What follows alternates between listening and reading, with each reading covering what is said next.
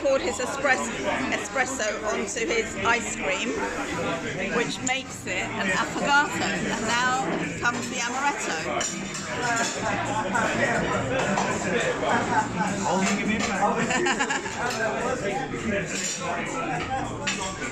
So if you ever wondered what an affogato is, it's ice cream, espresso and amaretto. And now for the taste test. How is it?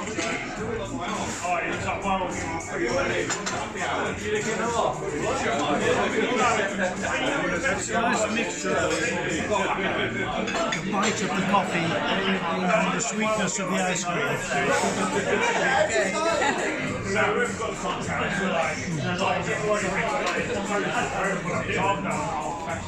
Yeah, that's nice.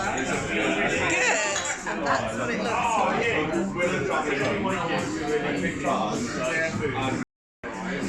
And this is my dessert. It's an amaretto creme brulee. Right, let's have a look at mine.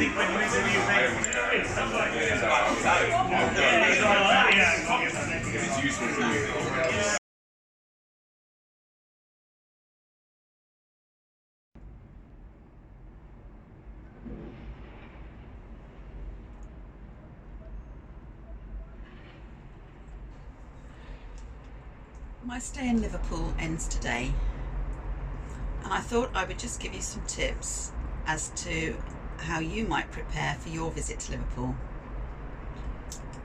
I would do some research, as a suggestion, I would do some research as to what Liverpool has to offer. There's a lot of stuff that you can be doing. There are a lot of activities, places to go, things to see.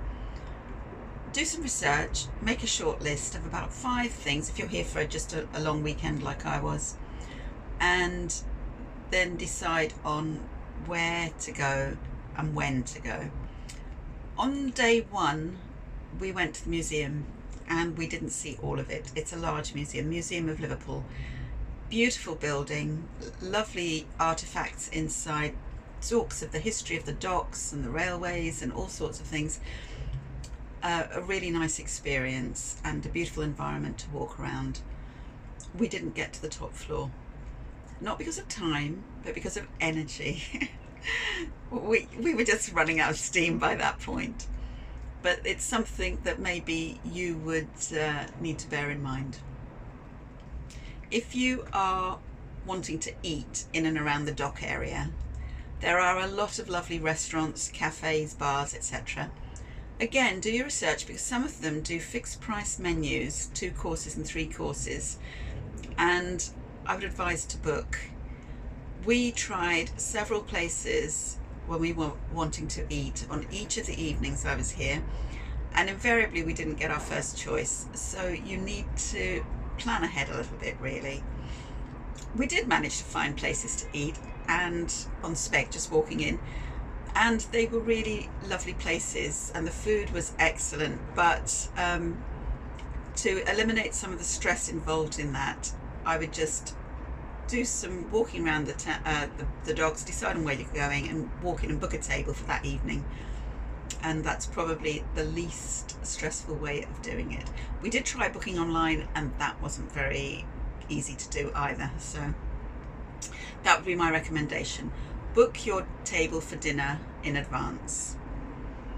And the other thing is, when you are wanting to do certain activities, such as go to the museums or the theatre, do make sure of your booking times really, because you could find that you want to see something and it's closed. Such as me this morning, I wanted to go to the Anglican Cathedral. Unfortunately, it's graduation week and the cathedral was being used for the graduations. So although I went to the Catholic Cathedral, I was unable to visit the Anglican one. And again, it wasn't due to lack of time, but lack of planning. If I had gone yesterday, I could have gone in and seen everything. But because I didn't know it was going to be closed this week, plans fell apart. So it's just checking opening times really.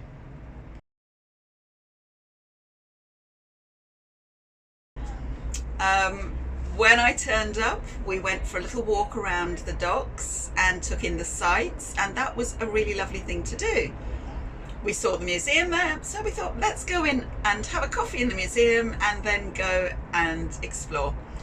So that's what we did. Having said that, because we did that after walking around the docks, I was tired. So we didn't get to see the third floor of the museum. We didn't get to see the third floor of the museum. But there are a lot of museums in the area, and we didn't get to see any more of them, just the Museum of Liverpool. So that was day one, just walking around and absorbing the sights and the people watching really, and seeing what there was going on. Day two we spent shopping, and Peter got his hair cut at the barber's, but we were looking for something specific and the shops were there, so that's what we did. And it was nice just walking around the shops in a very relaxed atmosphere, trying to find a waterproof coat for Peter because he got soaked on the way into Liverpool. So he's looking for a really good waterproof coat. If you have any suggestions, put them in the description below, in the comments, because he's still on the lookout for a waterproof coat. And then the third thing about checking things that open when you want to go and see them. That way you won't miss out. We didn't do that, hence my missing out on the Anglican Cathedral. I hope all this makes sense to you. I've really enjoyed my trip to Liverpool, but what it's shown me is that I'll need to come back again and see a few more things. We didn't do the sightseeing bus tour, which I mentioned on day one to Peter that I would like to see. I didn't go on the carousel, and I really wanted to go on the carousel, but I didn't do that, so I missed out on that one. But we did go to the Makers Market, and that was really nice, walking around and seeing what there was that people were selling. And I hope you enjoyed the footage of that that I've put out. So there are my 3 tips for you, and my 3 days in Liverpool. Hopefully when you come, you can come for a bit longer and take in a bit more, but do factor in some downtime, some chill time, because otherwise you will wear yourself out. There's a lot to see and do.